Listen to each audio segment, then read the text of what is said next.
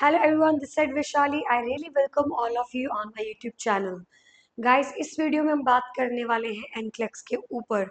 ये एग्ज़ाम कितना इम्पॉर्टेंट है और इस एग्ज़ाम को पास करने के लिए आपका क्या क्राइटेरिया रहता है। So without wasting time let's start the video.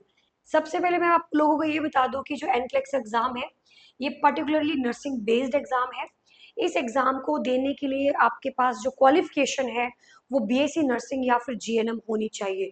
अगर आप GNM कैंडिडेट्स हैं, अगर आपने GNM कर रखी हुई है तो आप अमेरिका और कनाडा में इस एग्ज़ाम को दे सकते हैं, आपको एलिजिबिलिटी मिल सकती है। अगर आप अमेरिका जाना चाहते हैं या फिर आप कनाडा जाना चाहते हैं, आपको एग्ज़ाम देना ही देना पड़ेगा।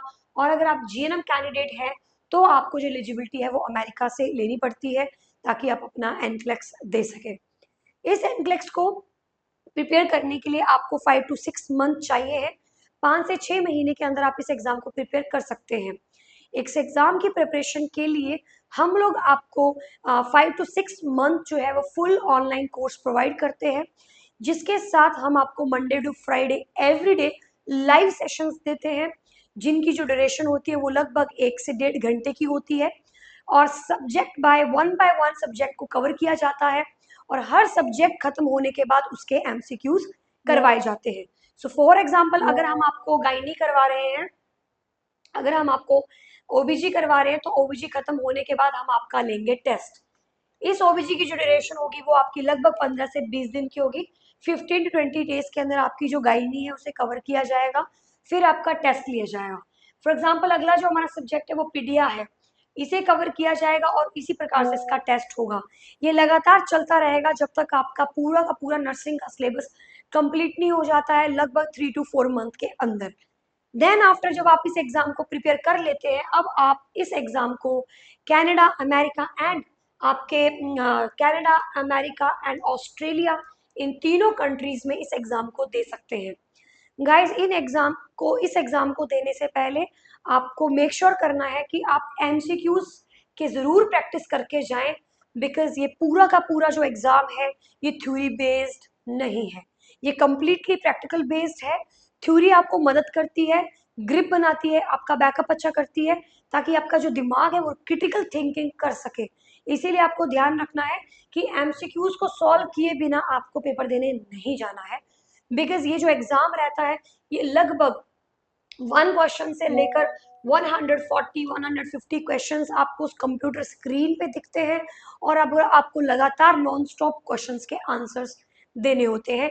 इसीलिए आपकी सिटिंग का होना, लगभग 2-3 घंटे की सिटिंग, बैठने की जो सिटिंग है आपकी, उसका होना बहुत बहुत ज़रूरी है। इसीलिए आप कृपया करके एकदम पेपर ना दे, थ्योरी पढ़कर हमेशा MCQs को सॉल्व करें। अपनी सिटिंग का आपको पता चलेगा, आप कितने MCQs एक टाइम पे सॉल्व कर सकते हैं, उस सब के बारे में आपको थोड़ा सा आइडिया लग जाएगा।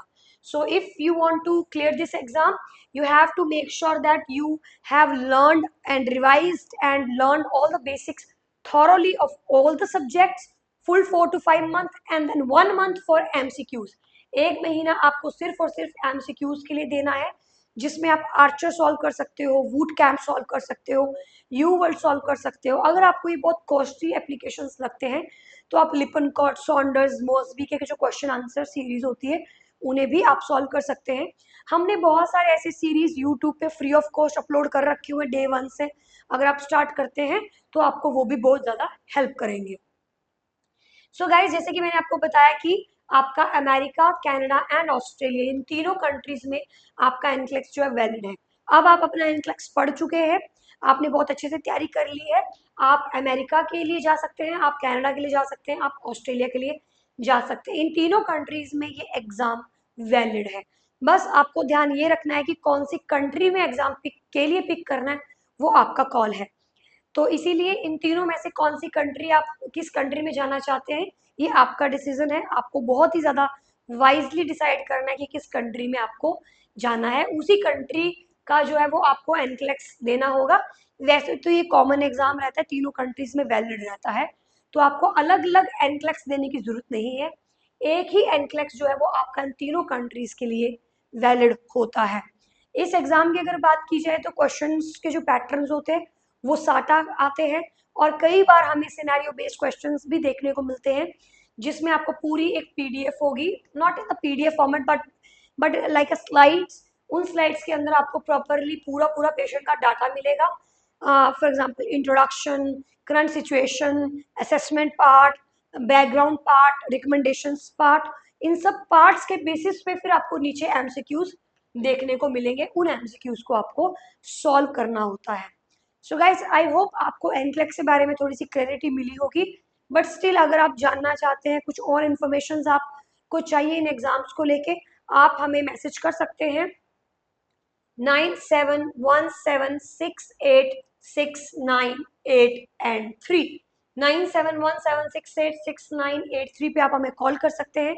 किसी भी प्रकार की अगर आपको जानकारी चाहिए तो आप हमें कभी भी कॉल कर सकते हैं। Thank you so much for watching my video and I really appreciate you liking my video. I really appreciate. Thank you so much.